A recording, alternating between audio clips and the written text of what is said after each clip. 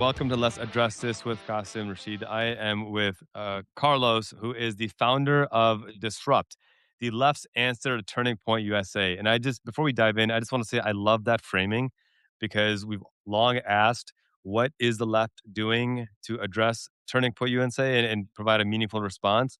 And you've got a lot of old people like me saying, well, I think I know the answer. And what we needed are young Gen Z leaders to step up to the challenge and knock it out of the park. Carlos, great to have you here, man. I'm so excited to be here, and, don't call yourself old, come on. Oh, I thought I'm like, "This guy just graduated grad school probably." yeah, that's right. Older. No, I mean it. I mean, I'm what? I'll be 44 Oh, in a couple of really? weeks, and so to see young folks in their 20s, kind of take the bull by the horns and really meaningfully address this is exciting. Let's talk about the origin story. What led you to say we're going to build this thing, and here's how we're going to do it? Yeah, I mean, the real origin story comes to the summer of 2024, where I realized that there was a high likelihood that Democrats could lose the general election. Biden was still nominee, and interestingly enough, I was actually a delegate to the DNC, and it was that in between period where we're like, "Oh shit!" Like young people are not might a lot of them might not vote for the Democratic nominee. Also, then it was like the after Biden's debate. It was that whole era. I was very very stressed and anxious, and one thing that I'd been paying attention to for 6 months previously was Project 2025, Yeah, and how I was like Chicken Little, basically saying the sky's about to fall. You got Project 2025 telling people were not aware of it. It became more mainstream by the summer, but I was really paying attention to it before, and I realized that we needed to reach young people through digital storytelling about the dangers of Project 2025 to mobilize people. Because I didn't believe that the Democratic Party was actually going to be effective at getting people to vote for them. yeah, And at that point, it was um, not even really about the Democratic Party. It was about what I knew Trump would implement and what could happen. And then the inability of the Democratic Party to actually have a proper response. And I decided to launch Disrupt Project 2025 with basically no money as a way to mobilize young people across the country and do digital storytelling around these dangers. And this was like kind of, me tinkering with content creation where I don't even think it was called content creation at the time, or at least like in a mainstream way. yeah, But that's that my idea was like, how do we disrupt them? Well, by mobilizing young people and getting and reaching young people where they're at. yeah, In a movement. And, we obviously lost against Trump. And then I asked my same question I asked, you just asked yourself. I was like, well, how did we lose? Well, there's many ideas and reasons why we lost, but one thing we absolutely know why we lost was that young people voted almost 50. It was almost half and half for the yeah, Democrat and Republican. It hadn't happened in generations, and that was a massive problem. yeah, And I realized immediately that well, what helped make that happen? And Turning Point USA was the immediate answer. Donald Trump credited Charlie Kirk and Turning Point for uh, the increase in turnout amongst young people and helping them win the election. So I looked at our side of things and I'm like, wait, there's like literally nothing even close to the infrastructure or what yep, Turning Point has built, because Turning Point built a content machine and an in-person community. yeah, And uh and I said, well, so I was the president of the Brooklyn Young Democrats also at the time. I was busing people from New York City to Philly, trying my best, really so anxious and trying to do my best. And I realized, well, the Democratic Party leadership has no clue how to save us, didn't know how to win this. They spent $2 billion. I need to figure something out, how to build a yeah, counter to Turning Point. And that's where it began. And I was like, well, I got to continue disrupt Project 2025. I'm going to just drop Project 2025 and just disrupt not just this administration, but what made Trump possible, which is that both parties have been beholden to corporate interests for so yeah. long and created the perfect That was gonna be my conditions. next yeah, that was gonna be my next question because you did say with extreme confidence that you see us losing the election because the Democratic Party is just not effectively reaching young people, and I think that that's true independent of, like, the Charlie Kirk types as well. Yes. I mean, he made it worse by every argument, he made it worse because he found a way to reach young people with propaganda and disinformation, but he was effective. But leaving him out of the equation, the turnout for Joe Biden in 24, for Kamala Harris in 24, was much less than it was for Joe Biden in 2020. What do you attribute that to?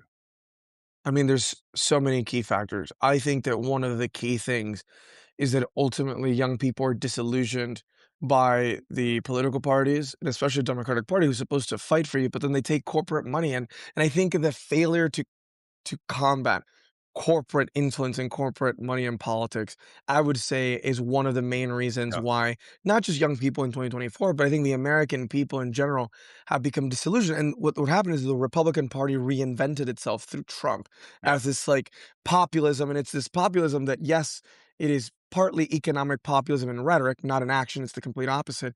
Yep. But it is populist culture in this like anti cultural movement, right, to counter, the progressive cultural movement, and then the Democratic Party, you know, when Bernie ran in 2016, I think was that opportunity of a reinventing of the party to truly take on, the corporate elite that have rigged the system. I draw this back to 2008.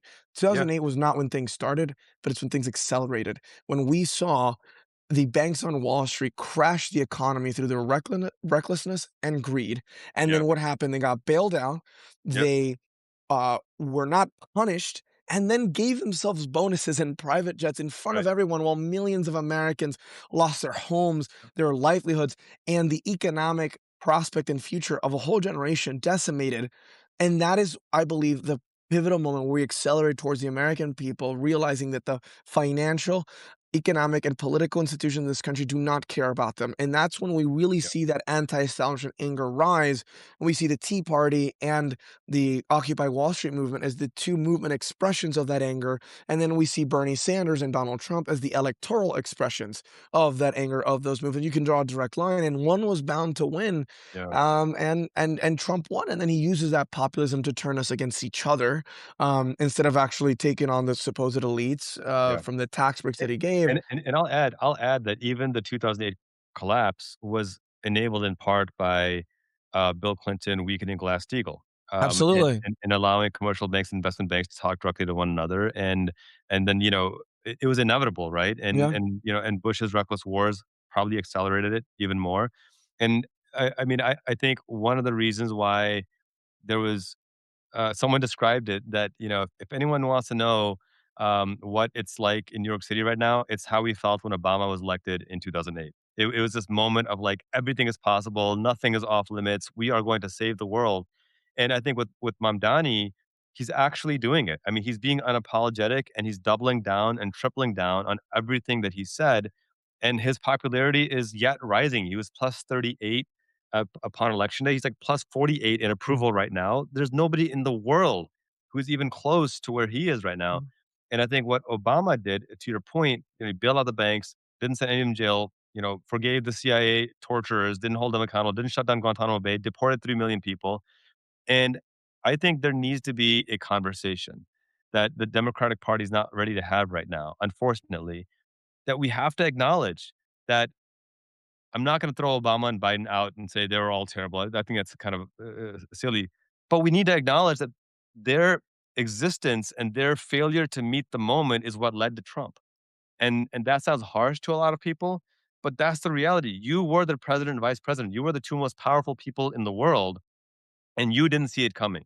You missed the moment because you ran on hope and change, and then you came back with, not universal health care, not even a public option, the ACA. We're just gonna kind of water this down a little bit. You ran on Bush's corruption is terrible and evil, and then you didn't hold the bankers accountable. You ran on ending these never-ending wars, and then you increased drone strikes. And I think young people are sick of that. I know my generation is sick of that. I mean, Mhm. I was 19 when 9/11 happened, and 20 when the Iraq War started, 21, and that's all I've seen my entire adulthood: war, war, war. And Or people that's the are tired of it. That's the other thing is that you can only be, given hope and then disillusioned so many times before people fall into complete nihilism, and fascists thrive on the nihilism, Yeah. because if you're gonna choose between the people that keep disillusion you, and then someone who says, "Well, we're gonna completely destroy everything," enough people will be like, "Well, fuck it." And Yeah. yes, and I think war is another one. I mean, war being anti-war was one of my being anti the big banks and corporations and anti-war were actually my political awakenings. I remember the Iraq and Afghanistan war logs when they were leaked by Chelsea Manning, Yep. and how that really, like, radicalized me against war and the war machine, and, young people are tired of war, of being sent to war, and then obviously the elephant in the room is that, and the DNC report didn't even mention it once, is that the Gaza. funding for the genocide in Gaza, Yep. the Israeli government, um is just using the United States to, continue to kill innocent people with no repercussions. We give them not just funding, but political cover on the world stage, Yep. and it's all, I mean, it's connected, the corporatism, militarism, right? Um, the genocide in Gaza, and I think another thing is the political insiders, right? The big donor world and political Yeah. insiders, Obama, Biden. What's interesting is that, like, if we really get nuanced enough, there was some really good economic populism that came out of that, Biden, like Lena Khan, for example, FTC really taking Yeah. on the corporate elite, and I That's think, right. that was because there was so many people, right, and young people that were like, tired of it, and Bernie's movement still being strong. Um, but I do see it, the lack of being able to communicate the actual wins. I think Zoran is showing how you communicate when you do Right. something, communicate it well, because it doesn't matter if you do something amazing, especially in Nobody this knows. world of Yeah. social media. Yeah. Um, and then what happened in Gaza really stained, and disillusioned the domestic work that, was done, but it's also because of the political insiders too. There was this thing where, like, it was passed, I think, during the Biden administration, the Democrats in Congress passed a bill so you couldn't put your name on, like, if you gave checks. So Biden Yeah. didn't actually put his name on it. It's just like Yeah. basic thing that the right just does. They know how to do political stunts. They know how to do it, Yeah. but it's the problem again is the common. And I worked for elected officials. It's, you have the donor class that is very interested in, sure, maybe social progress, but they're not really wanting to fund, the real realignment of our political and economic system because they're wealthy because of it. And then it's the people who maybe are wealthy, maybe are not wealthy, but they work in DC. They're insiders. And they only view the world and politics through that lens, and they lack imagination, they lack creativity, and they lack belief of greater things are possible. And I think we're seeing that in New York City, Yeah. with Zoran is breaking that political playbook. And what I'm building with Disrupt is breaking the Yeah. political playbook. Yeah, We're a so post-partisan movement. let me come back to that because you nailed the question, and I think that's where folks need to understand that the younger generation is not taking the sitting down; they're sick and tired of it, and you're building something pretty powerful. So for those tuning in, Carlos is the founder of Disrupt, the left's response to Turning Point, and you guys have already gotten more chapter requests, from what I understand, than Turning Point's ever had, and so you have the potential to be much larger. What's the bottleneck right now? Yeah, I mean, I tell the people this jokingly, but it's not a joke. If I had $2 million today, we'd be bigger than Turning Point tomorrow. And it's just Amazing. as a young person, Yeah, accessing the funds. We've raised, I think, over $600,000 since we launched in mid-December, and it's all been small dollar donors. Like, amazing, for the audience, literally, it's been our average donation is $16 from amazing. over 23,000 people across the country, that believe in us in every single state, in the nation. But of course, Turning Point, I mean, Charlie Kirk co-founded it with a billionaire. They are very corporate funded. And I don't need the amount of money they have. I already, with a fraction of it, we have more interest in chapter requests. So the bottleneck right now is just like, as I'm building a movement and Resources. organization, Yeah, getting the resources for it. And a lot of people want to help, and that's just the journey right now, and the point. But we're being recognized across the country. I think Disrupt is, a name that has a very powerful meaning, and because every person that, a young person that hears it, it's like, yes, that's exactly yeah, what we need to do. We need to disrupt this political and economic system that has been rigged against us. And the mission of Disrupt is not to counter Turning Point. We are countering Turning Point, but can't just be against something. You have to be I have to for be for something. something, exactly. And we are for a vision of America where we take back the American dream that was stolen from our generation by the corporate elite.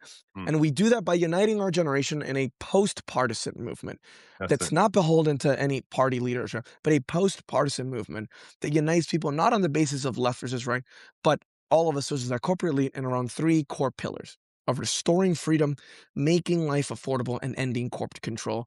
And we're launching disrupt communities all across the country as third spaces because that is what binds us. That is what, the nihilism that has taken over that's allowed people like Trump to thrive and Nick Fuentes and Tucker Carlson is that lack of connection with each other.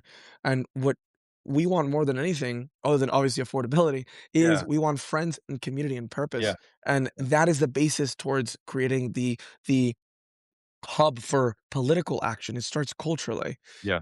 And So and that's I what we're love this building. focus on this is not left versus right. I love that because even right now we're going through the World Cup and everyone's like, "Wait a minute, we don't actually hate each other at all. We get along great." Like, we're on the battlefields, countries that are supposed to hate each other. Even the players, they're fighting against each other on the field, but they're still friends and they have an immense just genuine humanitarian respect for one another. Yeah. And all these, world leaders causing these wars are probably realizing like, "Oh, okay, there people are waking up to the fact that we're just, manufacturing this BS, but we actually do get along pretty well." And I think your focus is so critical. This is why for those watching, I'm so sold on what Carlos is building because he's recognizing that this is not a culture war. We can't get into the culture wars of left versus right. This really is all of us versus the billionaire and trillionaire elite class who don't give a damn whether we live or die, as long as it can make them more money. I mean, Jeff Bezos comes out a couple of days ago and says that human water consumption is limiting the impact that AI can have. Like, give me a freaking break, dude. Like, this is like Bond, evil villain, Lex Luthor, even villain, Superman, even evil villain type of nonsense. And the only way we're going to get through it is if we recognize that my enemy is not the conservative, my enemy is not the liberal or progressive.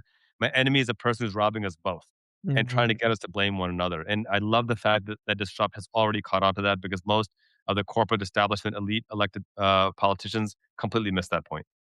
We should act the same way the elites act with each other. They really don't fight. They don't attack each other. They might be liberals, they might be conservatives, Right. they might be from any race. They have one color, and that's the color green of their Right. flag of money and wealth. Right. And they do believe that they are above all human beings. They do live in another stratosphere of life experience. And the reason that the Epstein files is such it's I think why the Epstein files has been so critical to a political realignment that we're seeing is because it gave us a window into the way that the elite wealthy world operates. It's that basically they all know each other. Yeah. They That's right. all make money off each other and profit. They know that fighting amongst each other is not good for That's them right. because what they're really scared is of the people, the masses of people. That's their real fear. That's what they live in fear. They have these secret billionaire and elite meetings all the time, I mean, right? And there's this photo that I think of often of Trump, Melania, Bill, and Hillary all at a wedding enjoying each other and having a good time. And there's a photo of, there's the whole joke about not joke, but like the whole like, oh, how sweet is it that Michelle Obama and George Bush have a friendship and they're kind to one another. Like, give me a break. The guy's a war criminal. The guy killed millions of people. What do you like? I don't understand this about Michelle Obama. Why are you normalizing George Bush? I don't understand it. It doesn't make any sense to me at all. it's again, it goes back to, as humans, we like to, we like to have our own tribe, our own social circles, and the elites, their tribe is other elites Yeah. ultimately, right? And so they wanna hang Yeah. out just with other elites, and then the way they see the world is more important that they don't upset their elite friend. And this goes just think about it this way in our own friend circles, right?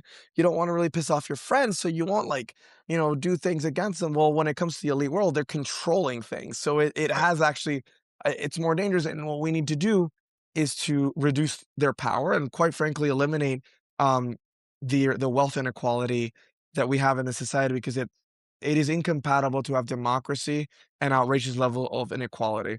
Yeah. I believe that we shouldn't just tax for the purposes of spending on social programs.